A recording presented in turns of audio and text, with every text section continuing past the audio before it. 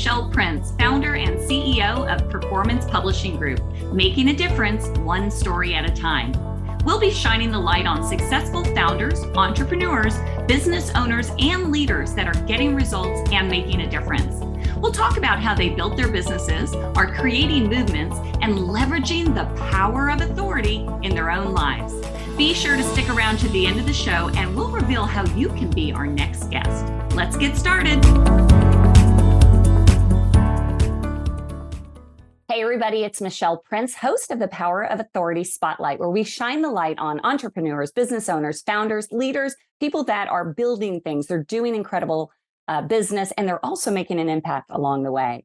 Today's episode is brought to you by Performance Publishing. Have you ever thought about writing a book? If you've ever thought about writing a book, now is the time.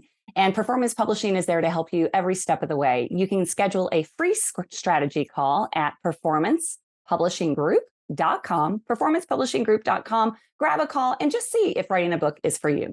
All right, let me introduce you to Michael Huber, who is a certified mental performance consultant accredited by the Association of Applied Sports Psychology. He is also a father, experienced business advisor, athlete, and mentor.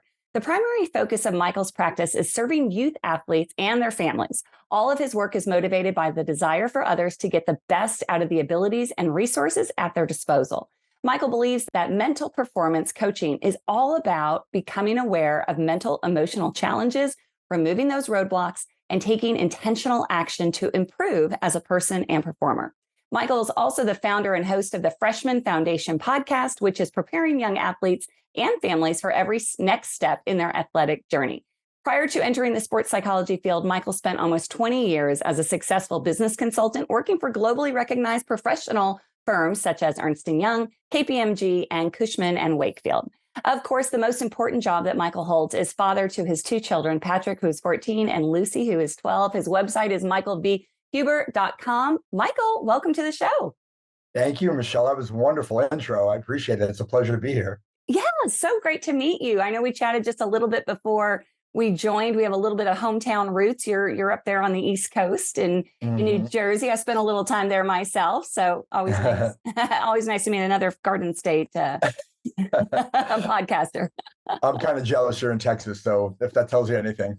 Well, you know what? I appreciate that. I don't miss the winters. I'll be honest with you on that. But eventually I want to go somewhere even warmer. I want to go to Florida or somewhere along the beach. Good. Yeah, I have that in my plans as well. Yes. All right. Well, I'm excited to talk to you. And mental performance, and especially geared toward the youth, is first of all, that's so powerful and so needed. I have two boys myself, and, just seeing how important your mental fitness is, especially at a young age, is so critical. We know it as adults, but I feel like it's even more important for these younger generations than ever before. What made you so passionate about this? How did you get into this? It was a process. As anybody who's been through a midlife career change, for me, it didn't happen overnight. It probably took, 5 or 6 years of sort of like marinating, of starting to just see things around me, not only in the workplace, where I started to be a little bit disenchanted about like the typical sort of rat race work life, and then being a father and coaching my kids. Like, the combination of those things was sort of really the genesis of it, of like seeing the stuff around me going like, well, I don't really want to be in this environment work-wise anymore. The travel, the 24/7 email, it's just a stress ball, and like, I just started to like rethink that. And then I'm out there coaching my kids, which I loved. I love being with kids, and I love like helping them and teaching them and spending time with them. But then I also see what's going on around me with parents, and the way they talk to their kids, and the way they treat their kids, and the way the kids respond in the sporting environment, which is a little bit disappointing. It's supposed to be fun and exciting, and it's supposed to be a learning, process. And it becomes something where it becomes a referendum on their, their life as a human being. Like, oh, you dropped the ball. Oh my God, Johnny or Mary. And so like that started to get me thinking, like, how could I help in that space? And then, thinking about my own experiences. I was an athlete all through high school.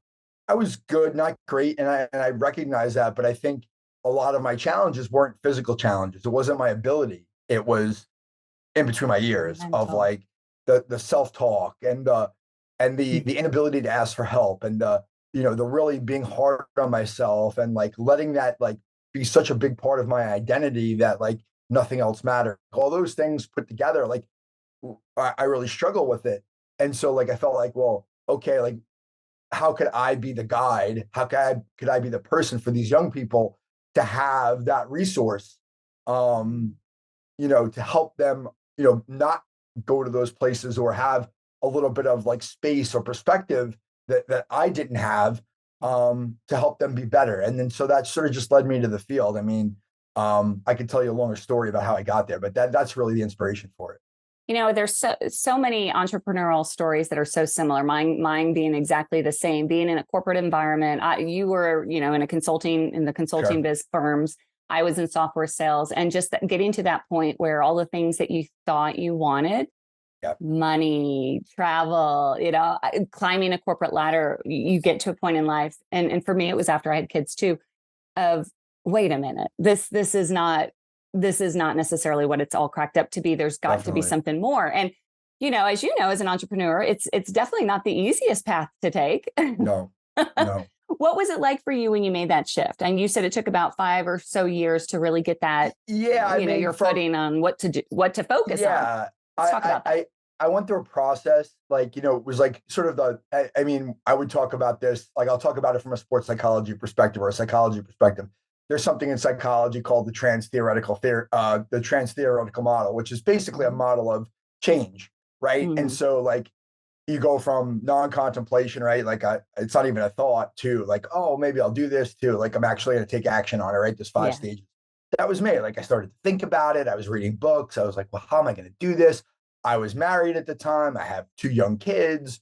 I was making a really good salary. Like, how am I going to not do this?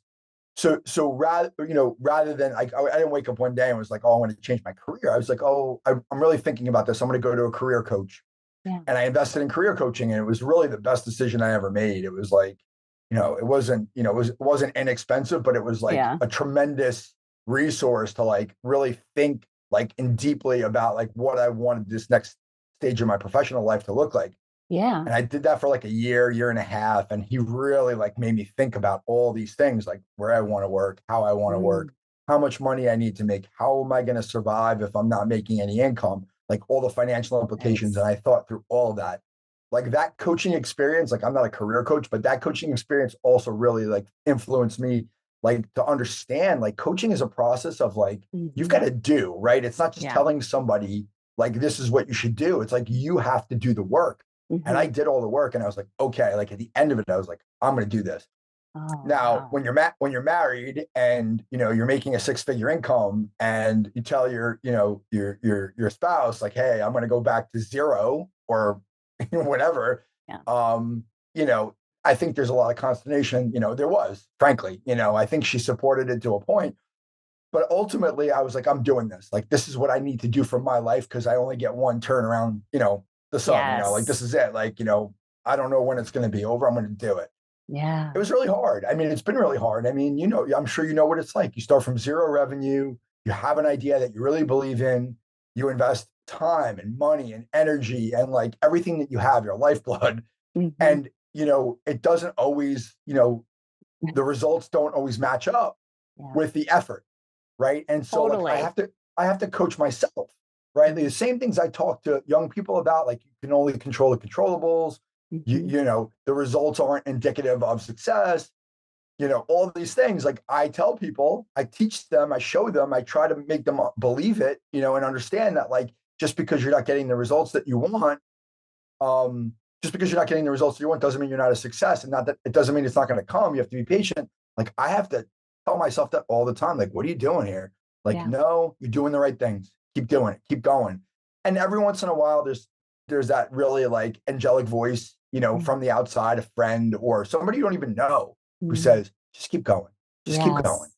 Don't quit. And I'm like, okay, I'm doing the Ah, right thing. I'm doing the right thing. Just keep going. And I refuse to give up on it. Just keep going.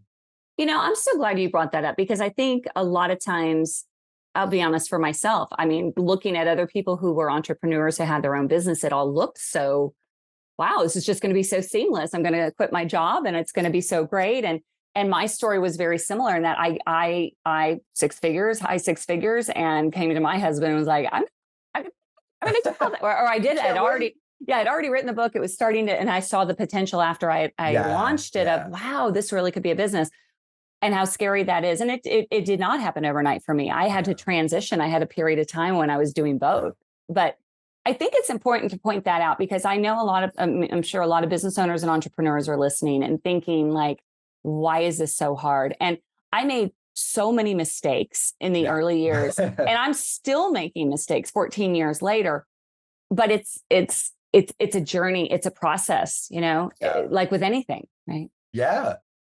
I think that's what I don't want to sound like. I don't want to sound arrogant, but I think that's what sets entrepreneurs apart, right? Is that willingness to take the risk to go to a place that you have no idea where you're going to end up. And you're willing to fall on your face in service of what you believe in, right? And I think that all of us, you and I included, like the human being, their brain is predisposed to security and to dispose of threat, right? And we're walking into that, which is biologically intuitive, and we're doing it. And so I think that's what I love about the space, regardless of what your business is or what you believe in or what you're selling or whatever it is. Like, to me, it's like, wow, let's go. Let's do more of this. And I think a lot of people just don't get that. No, because honestly, they it sounds like your story was similar, that you just internally, you're like, I can't do this anymore. I have to risk this. And I think that's why they say surround yourself with like-minded people, because there were so many people, not that they're not in my world anymore, but that just didn't get it because they loved the security of a paying job. And frankly, if you put it all on paper, it does look kind of crazy sometimes. Like, wait, I remember one time when I first started my business, one of my kids, I don't know why we were talking about, or I think he was kind of exploring, what am I going to do when I grow up? And all kids want things. So money is always very important. And it was asking, well, how much do you make in like this field and this field? And software sales came up. And I was like, well, I did really, really well in software sales. And he's like, oh, okay. So, kind of give me an idea. And he's like, and then what do you make when you're an entrepreneur?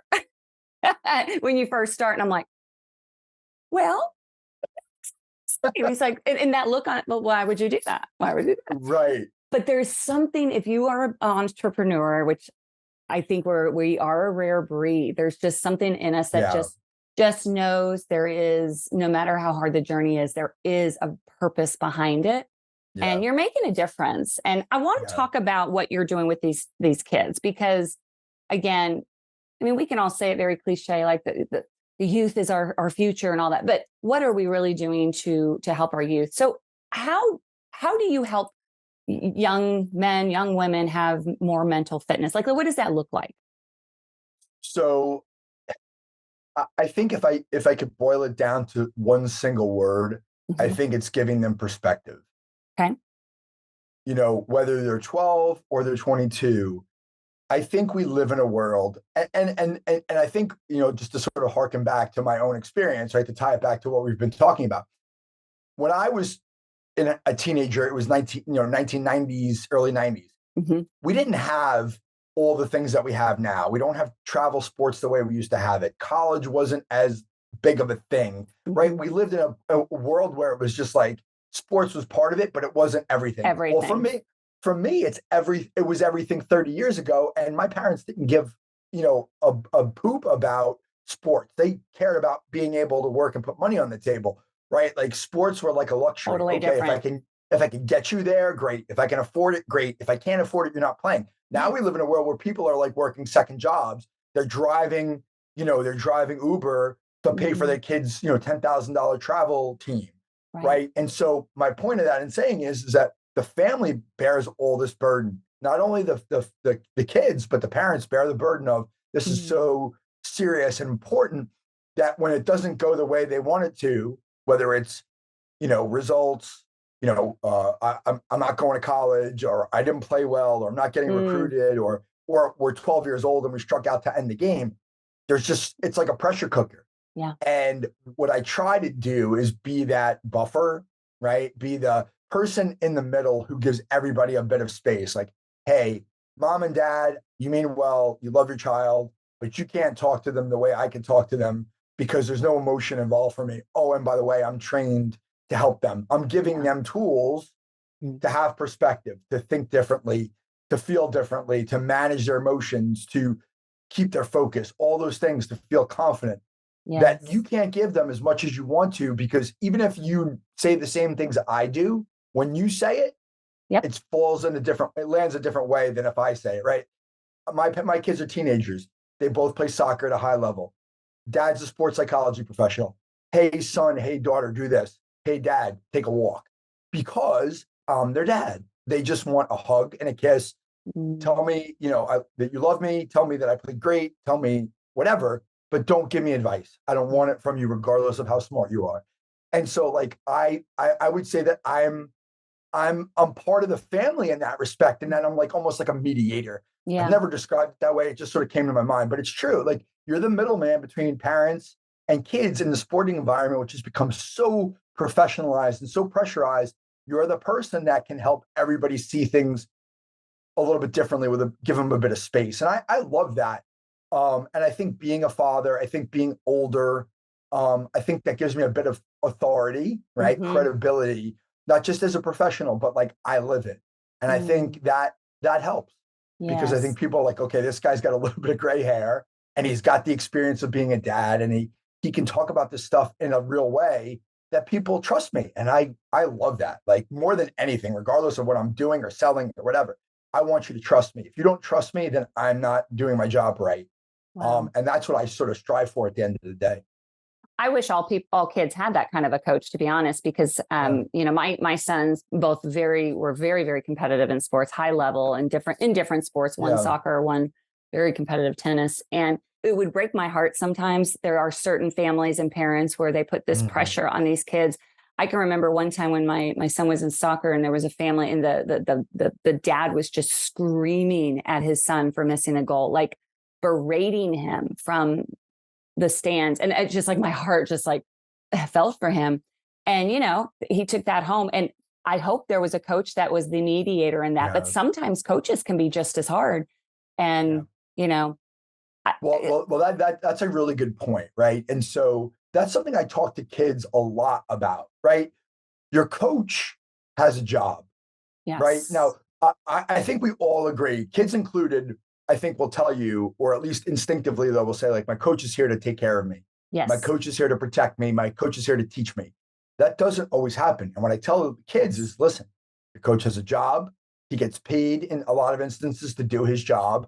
He has a family. He's got 20 other kids, right? As much as he should be taking care of you and teaching you and pulling you to the side and putting his arm around you and trying to, like, develop you as a human being, that's just not always reality. So unfortunately, young person, you need to try to develop some form of empathy for that grown up, which is hard. And then B, like, go just accept the fact that you're not getting what you need from that person, and C, what am I going to do to coach myself? Because, right, like, the difference between me and that the coach is on the field is the coach is on the field and I'm not, which makes me sad, because I feel like I want to be on the sidelines with them and be able to pull them aside when things are hard and be like, no, you did a good job, or, hey, this is what you can do differently, or I'm proud of you. Right. Those are things that, like, motivate young people. But I can't. So that coach is I have to give it to the kid and say, hey, I'm not there with you. You need to understand how to coach and advocate for yourself. Otherwise, you're always going to be, not always, but you're going to be disappointed at times. And, it's going to affect the way you feel and think about yourself, which is going to hurt your performance. How do we manage those thoughts and feelings on our own so that our performance doesn't sag when things don't go our way? I mean, in essence, that's what I'm doing. I love it. I absolutely do. My kids are older now, but at the same, I don't think it's ever too late to give anyone perspective, right? I mean, because as you know, as a coach and any kind of coaching, it's just changing somebody's perspective. It's not doing it, like you said, for them. Coach on the sidelines is not the one kicking the ball, but helping them to have a different perspective. What would you say to people that are listening who maybe they do have kids, maybe they're in that window of opportunity, and maybe they don't have somebody like you in their life? What could they do, or what resources could you give to them to help them to to better prepare their kids and build up that mental fitness? Okay, so the simple answer I'm going to give you is ask more questions. I don't coach parents per se, but I coach parents indirectly because they come to me, they're my clients, and or they come to me for advice, and they'll ask me, what should I do? And I always ask them, I always tell them, ask more questions, be curious, right? Don't give your child the answers. Ask them questions to help them find the answers for themselves, even if you think you know the answer. Right. That's number one. In terms of resources, I mean, listen, in a perfect world too, I think, right, and this is from my own experience, forget about professionally. I think every adult needs to engage in some form of mental health, therapy or counseling to understand, because the father that you described who's yelling at his kid for missing a goal isn't yelling at his kid for missing the goal. He's yelling at his kid because something inside him, something else going on that he's taking out on his child, right? And so, like, if parents were able to work through their own stuff, they would probably be less like just critical of their own kids, because I think a lot of times we're getting critical of our kids because it's an internal reflection of who we are, and we don't have that either self-awareness to understand that, or B, we understand it, but we can't stop ourselves because we're so emotional about our kids' performance, which in reality is insane, right? Like, and I'm guilty of it too. I'm not going to be like, I have all sorts of stories about how my kids tell me, Dad, shut up, or Dad, don't say that, or like, because they're still your kids. Like, I can't really completely separate that. And I get it. I have empathy for those parents because I've been that guy too. But by and large, I have my mouth shut at a game. So parents, like, I think it's like, work on your stuff. Like, I even have like a blog on my website that talks about how mental skills can help parents, right? Being mindful, right? Practicing mindfulness as a parent, because you know this, you have kids. Being a parent is like the ultimate job, right? You're a performer at the end of the day. Like, you have to show up every single day for your kids, right? It's stressful, it's hard. You're taking care of people that really can't take care of themselves. You're financially responsible for them. Like, everything falls on your back. That's like the hardest job of all, right? Like, there's not even a debate about that, at least in my mind. Am I mindful of what's going on? Like, I'm thinking about work. I'm thinking about my relationship with my spouse. I'm thinking about how do I pay the bills? I'm thinking about my kid. How am I going to pay for college? Like, that's a lot of stuff, right? Being mindful of what's going on, right? Taking a breath, right? Taking a breath every once in a while as a parent, like, yo, like, calm down. Like, there's no reason to be upset about this. Like, take a deep breath. Just like I would tell an athlete to slow your heart down, to relax your muscles, kind of clear the system, like, before I yell, like, take a breath. Third, like, have a way to like reset yourself. Like, this is something I work on with athletes all the time. Like, if you catch your blood boiling over a game, like, okay, my blood's boiling over a soccer game. That's not normal. I need to stop myself. How am I going to do it? Take these steps to get back to baseline, right? Rather than like feeding off of that negative energy. And now you've become like this guy or mom who's always yelling. And I can tell you there's nothing my kids like less than a yelling mom or dad. Like, so true. Oh my God. They're like, they're mortified. And, I don't blame them, right? I don't think other parents think a lot of it necessarily, but the kids are like, oh my God, like, why is that person yelling at our game? Like, just let us play. And it's like, oh, right. It is a game after all. Yeah, it's a game. Exactly. So you mentioned your website. I know you have a lot of different resources on there.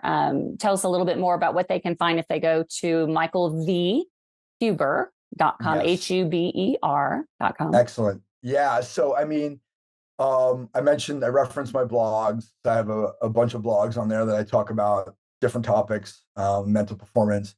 I have a podcast called The Freshman Foundation. I have about 70 episodes on there where I have guests mostly. It's a guest hosted like this podcast. Those are all free. I have a bunch of free like mental performance resources, ebooks, and even a free course on there. And then I have a paid course, which is also called the Freshman Foundation, which is designed to help young athletes prepare for the jump to college. So really a playbook of skills, resources to develop in advance for the jump to prepare rather than getting to college and, stepping into this unknown world and then having to navigate it without having the resources that you need before you get there, and trying to scramble to find them. So that was the genesis of the course. Yeah. I love that. I wish my boys had that before they went off to college. So definitely everyone listening, go ahead and grab those resources, even no matter what the age of your kids. I mean, everyone, I think mental fitness, the principles really apply to all of us. So thank you for all of your wisdom in that. And as we wrap up, is there anything else that you would share in terms of, as a business owner, the show's Power of Authority, the spotlight. So things that you're maybe doing that are working to build your business, build your authority, your platform, anything that comes to mind? I think it kind of goes back to the entrepreneurship conversation that we had earlier.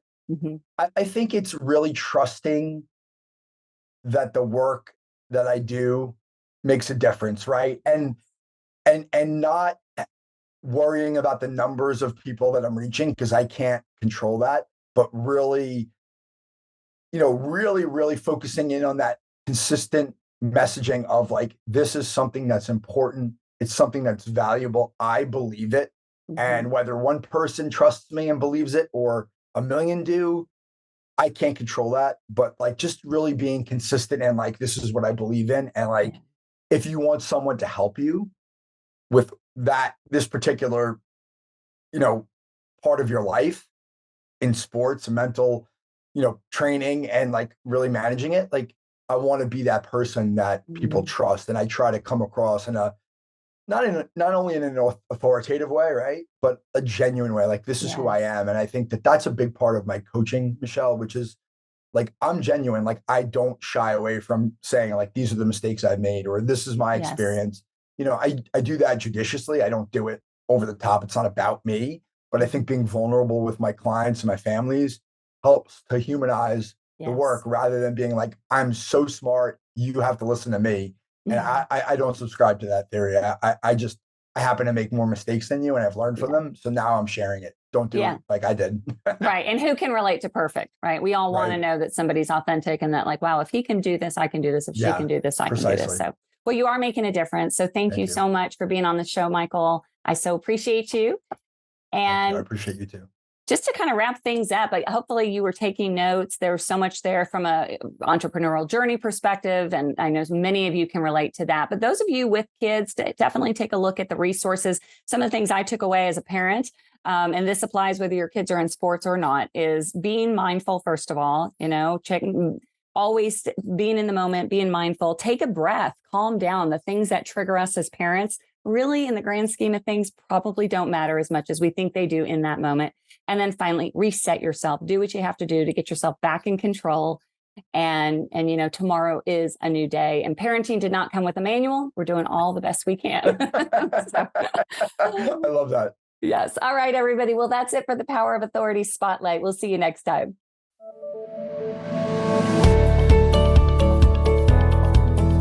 Thanks so much for listening to the Power of Authority Spotlight. If you are a successful founder, entrepreneur, business owner, or leader that's getting results and making a difference, and you'd like to be on this program, please visit performancepublishinggroup.com/podcast to apply. That's performancepublishinggroup.com/podcast. Also, if you got something out of this interview, please share this episode. Just do a quick screenshot with your phone and text it to a friend, or post it on the socials. If you know someone that would be a great guest, tag them on social media to let them know about the show, and include the hashtag, the Power of Authority Spotlight. I love seeing your posts and guest suggestions. We are regularly putting out new episodes and content, so make sure you don't miss any episodes by subscribing. Your thumbs up, ratings, and reviews go a long way to help promote the show and mean a lot to me and my team. Want to know more? Go to our websites, performancepublishinggroup.com or michelleprince.com, and follow me on LinkedIn, Facebook, and Instagram. Thanks so much for listening, and we'll see you next time.